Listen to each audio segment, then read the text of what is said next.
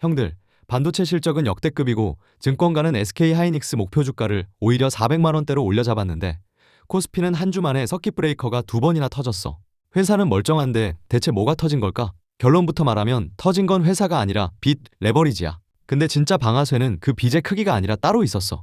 그리고 이 난리통에 조용히 웃은 놈도 하나 있고 그게 누군지까지 오늘 다 풀어줄게. 오늘 딱 3가지야. 지금 무슨 일이 벌어진 건지, 왜 회사가 아니라 빚이 터진 건지, 그래서 형들은 뭘 보고 어떻게 움직여야 하는지. 이거 지금 형들 계좌에 실제로 닿는 얘기라 끝까지 봐야 손해 안 봐. 자, 그럼 대체 뭐가 어떻게 터진 건지 지금부터 하나씩 뜯어보자. 먼저 그날 무슨 일이 있었는지부터. 2026년 6월 23일 코스피가 하루에 9.99%나 빠졌어. 포인트로는 910이 그냥 날아가면서 8200선까지 밀렸지. 이게 코스피 역대 최대 하락폭이야. 그렇다고 대장주라고 안 봐준 것도 아니야. 삼성전자랑 SK하이닉스도 그날 12%씩 급락했어. 게다가 한 주 안에 서킷 브레이커가 2번이나 걸렸어. 시장이 너무 빠지니까 거래를 강제로 멈춰 세운 거야. 이런 그림은 2008년 금융위기 이후로 처음이야. 여기서 형들 대부분은 이렇게 생각하지. 코스피가 이렇게 빠졌으면 반도체 실적도 같이 꺾인 거 아니냐고. 근데 완전 정반대야. 실적은 오히려 역대급이었어. 미국 마이크론부터 봐. 2026회 개연도 3분기 매출이 414억 6천만 달러였어. 1년 전보다 무려 346%나 뛴 거야. 회사 역사상 최대 매출이지. SK하이닉스도 똑같아. 2분기에 디램이랑 낸드 가격이 한 분기 만에 30에서 50%씩 뛰었어. 값이 이렇게 오르면 회사는 돈을 쓸어 담을 수밖에 없지. 그러니까 증권가도 목표 주가를 낮추기는커녕 오히려 더 올려잡았어. NH투자증권은 SK하이닉스를 320만 원에서 410만 원으로, IBK는 180만 원에서 400만 원으로 훌쩍 올렸지. 물론 이 목표 주가는 꼭 그렇게 간다는 약속이 아니라 어디까지나 전망이야.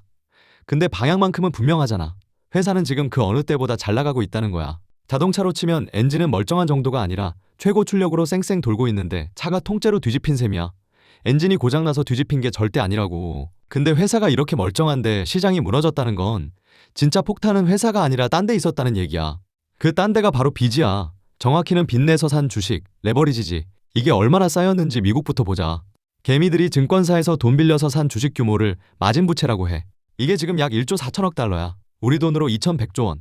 역사상 가장 많이 쌓였어. 1년 전이랑 비교하면 무려 54%나 불어난 거야. 빚으로 쌓아 올린 탑이 1년 만에 절반 넘게 더 높아진 거지. 돈이 어디로 몰렸는지가 더 중요해.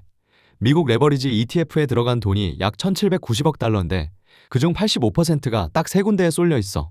기술, AI, 반도체. 한 바구니에 계란을 몰아 담은 셈이지. 한국은 한술 더 떠. 개미가 빚내서 주식 산 신용융자 잔고가 2026년 6월 24일에 38조 6,328억 원을 찍었어. 이것도 사상 최대야. 2026년 1월 초만 해도 27조였는데 반년 만에 38조를 훌쩍 넘긴 거야. 여기서 궁금한 게 하나 생겨. 빚만 놓고 보면 미국이 우리보다 훨씬 많잖아. 근데 폭탄은 왜 우리가 먼저 더 세게 맞았을까?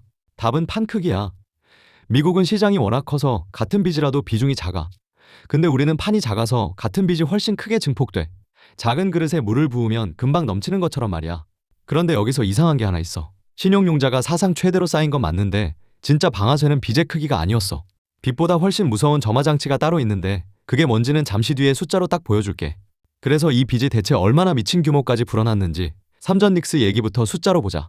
삼전닉스가 뭐냐면 삼성전자랑 SK하이닉스를 묶어 부르는 별명이야. 2026년 5월 말에 이 둘만 딱 골라서 하루 움직임을 2배로 따라가는 단일 종목 레버리지 ETF가 상장됐어.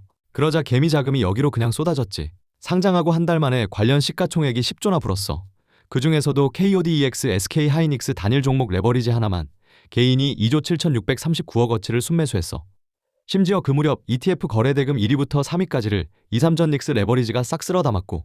근데 이게 왜 위험하냐? 레버리지는 평범한 대출이 아니거든. 2배, 3배로 뻥튀기가 되는 만큼 빠질 때도 딱 그 배수만큼 토해내. 실제로 2026년 6월 5일 미국의 3배 레버리지 반도체 ETF는 하루에 31%가 빠졌어. 계산해봐. 기초지수가 30% 빠지면 3배는 90%가 날아가는 거야. 하루 만에 원금이 10분의 1로 쪼그라들 수 있다는 뜻이지. 100만 원을 넣었으면 자고 일어났더니 10만 원만 남는 거야.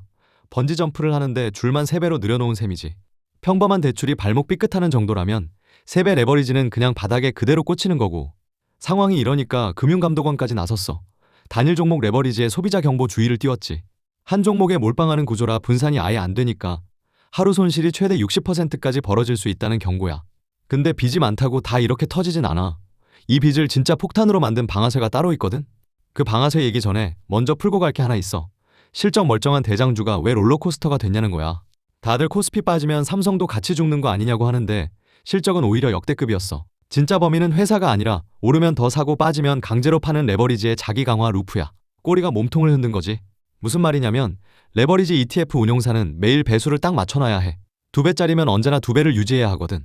그래서 주가가 오른 날은 그날 종가에 파생 상품을 더 사.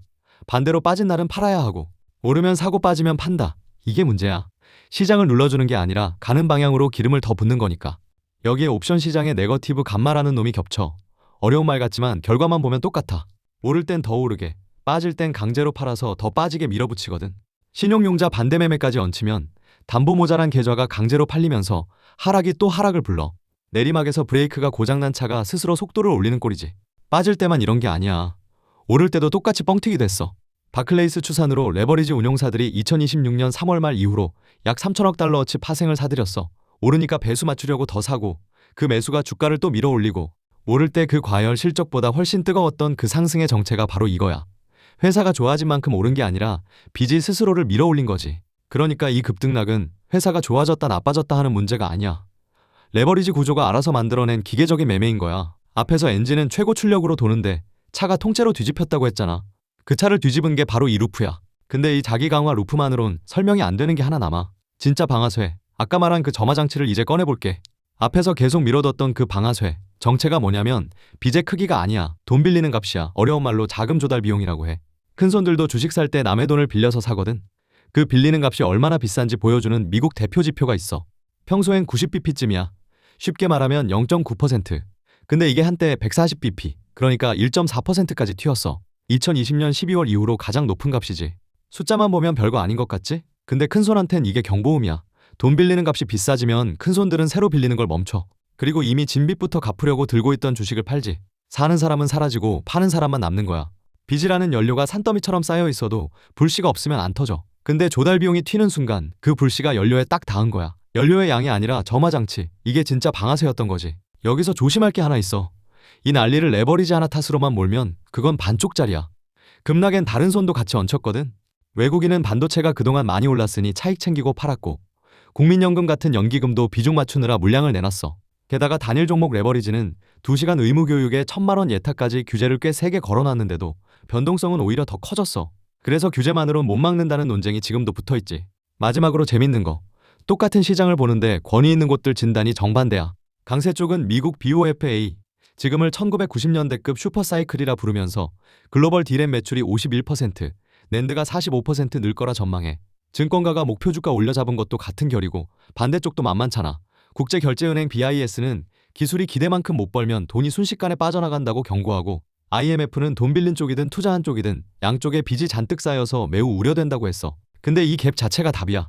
회사라는 엔진은 위를 가리키는데 빚이라는 길은 언제 뒤집힐지 모른다는 거. 방향은 위, 길은 롤러코스터라는 걸 권위들이 서로 증명하는 셈이지. 자, 원인은 이제 알았고 그럼 이게 형들 계좌엔 실제로 어떻게 닿는 걸까? 그리고 이게 제일 아픈 부분인데 지수가 반등하는 날에도 빚낸 계좌는 오히려 녹을 수 있어. 100이 반토막 나면 되돌리는데 100%가 올라야 하고 강제청산은 반등이라도 안 멈추거든. 그게 왜 그런지 지금부터 하나씩 볼게. 계산부터 하나 하자. 내 돈 100이 50% 빠지면 50이 남지. 근데 본전 오려면 50%만 오르면 될까? 아니야. 50에서 100으로 가야 하니까 100%가 올라야 해. 빠질 땐 50%면 충분했는데 되돌릴 땐 2배가 필요한 거야. 구덩이가 깊을수록 기어나오는 길은 훨씬 가파른 거지. 여기에 강제청산이 겹치면 더 아파. 담보가 모자라면 증권사가 형들 허락도 없이 주식을 팔아. 그것도 가장 바닥일 때 손실이 그 자리에서 확정돼 버려. 더 무서운 건 이게 반등하는 날에도 안 멈춘다는 거야. 갚을 기한이 온 빚은 주가가 오르든 말든 팔아서 갚아야 하거든. 그래서 한쪽에서 반등이 나와도 다른 쪽에선 강제 매도가 계속 나와. 지수는 올라도 빚낸 계좌만 쪼그라드는 나만 마이너스가 이래서 생기는 거야. 말뿐인 얘기가 아니야. 2026년 상반기 강제청산 규모가 3조 1,525억이었어. 변동성이 날뛴 6월엔 9,699억, 하루 평균 500억을 넘겼지. 담보 모자란 게 201만 원인데 실제로 3,090만 원어치가 팔려나간 사례도 있어. 모자란 돈의 15배가 강제로 청산된 거야. 그러니까 이미 물린 형들은 지수 오르는 것만 보고 안심하면 안 돼. 진짜 봐야 할 건 담보 비율이랑 기한이 도래한 빚이야. 무턱대고 물타기부터 하는 게 위험한 이유가 이거고. 자, 그럼 이 난리통에 누가 웃었을까? 처음에 조용히 웃은 놈 하나 있다고 했잖아. 바로 증권사야. 증권사는 오르든 내리든 방향엔 베팅 안 해. 카지노 딜러가 누가 이기든 판돈에서 수수료를 떼가는 것처럼 방향이랑 상관없이 돈을 걷어. 빌려준 신용융자엔 8에서 9% 이자가 꼬박꼬박 붙고 사고 팔 때마다 거래 수수료, 강제로 청산시킬 때도 수수료를 챙기지. 변동성이 클수록 사고 팔기가 늘어나니 오히려 더 벌어. 개미가 손실 확정되는 바로 그 순간 증권사는 이자랑 수수료를 동시에 걷어가. 변동성이 개미한텐 독약인데 하우스한텐 그냥 매출인 거지. 여기까지 봤으면 이제 진짜 중요한 질문이 남아. 그래서 이거 오르는 거야 내리는 거야? 결론부터 저울에 올려볼게. 방향은 위쪽. 근데 그 길은 롤러코스터야. 왜 위에 무게를 싣냐면 엔진은 실제로 위를 가리키고 있거든. 앞에서 봤듯이 실적은 역대급이고 증권가 목표 주가 전망도 오히려 올라갔잖아. 회사 자체는 멀쩡하다는 얘기지. 문제는 길이야. 레버리지, 돈 빌리는 값, 반대 매매. 이 길이 여전히 울퉁불퉁하다는 게 핵심이야. 선례를 보면 감이 딱 와. 2020년 3월 코로나 투매 때 미국 S&P 500은 2주도 안 되는 사이에 서킷 브레이커가 4번이나 터졌어. 회사가 나빠져서가 아니라 빚을 강제로 청산하는 물량이 하락을 가속한 거였지. 2008년 금융위기 때도 판박이었어. 신용이랑 파생에 대한 믿음이 무너지니까 공포가 폭락을 키웠고 지금 미국은 어떠냐면 개미들이 빚내서 산 주식 규모가 시가총액 대비로 1997년 그러니까 닷컴버블 초입 수준까지 올라와 있어. 역사가 남긴 패턴은 딱 하나야. 빚이 꼭대기까지 쌓이면 변동성이 커진다는 거. 정리하면 이래. 터진 건 회사가 아니라 빚이었어. 방향은 위지만 가는 길은 한동안 롤러코스터일 가능성이 더 높아 보여. 다만 이건 못 박아둘게. B2 지표가 안 꺾이고 돈 빌리는 값이 다시 튀어오르면 방향 자체가 아래로 돌 수도 있어. 그럼 얘기가 완전히 달라지는 거지. 그러니 거기는 계속 지켜봐야 해. 방향은 잡았어. 그럼 형들은 구체적으로 뭘 보고 어떻게 움직여야 할까? 복잡하게 볼 거 없어. 딱 4개만 체크하면 돼. 처음에 약속한 3번째, 뭘 보고 움직일지가 바로 이거야. 첫째, 신용융자 잔고. 앞에서 38조 6천억까지 불었다고 했지? 이게 더 안 늘고 꺾이기 시작하면 빚이 정리되고 있다는 신호야. 둘째, 반대 매매 규모. 하루 500억을 넘나 안 넘나 보면 돼. 이게 500억 밑으로 내려오면 강제 청산 압력이 식는다는 뜻이야. 셋째, V코스피. 공포지수 말이야. 보통 50에서 60이면 경계, 70에서 80이면 통제불능 패닉으로 봐. 근데 2026년 6월 29일 장중에 97.99까지 찍었어. 집계 이후 사상 최고야. 이게 얼마나 미친 숫자냐면 패닉 기준선을 20포인트나 더 뚫고 올라간 거야. 이 숫자가 다시 60 아래로 내려와야 공포가 거친 거지. 넷째, 미국 돈 빌리는 값. 앞에서 본 그 조달 비용이야. 평소 90bp인데 140bp로 튀면 경계등이 켜진 거야. 이게 다시 90 근처로 돌아오는지 봐. 이 4개를 임계선으로 놓고 보면 돼. 하나하나 다 뉴스에 나오는 숫자야. 이제 상황별로 정리해줄게. 현금 들고 있는 형들 조급해할 거 없어. B2가 줄고 V코스피가 꺾이고 조달 비용이 내려오는 게 확인되기 전까진 관망이 우위야. 3개가 같이 돌아설 때 그때도 한 번에 다 넣지 말고 나눠서 접근하는 거고.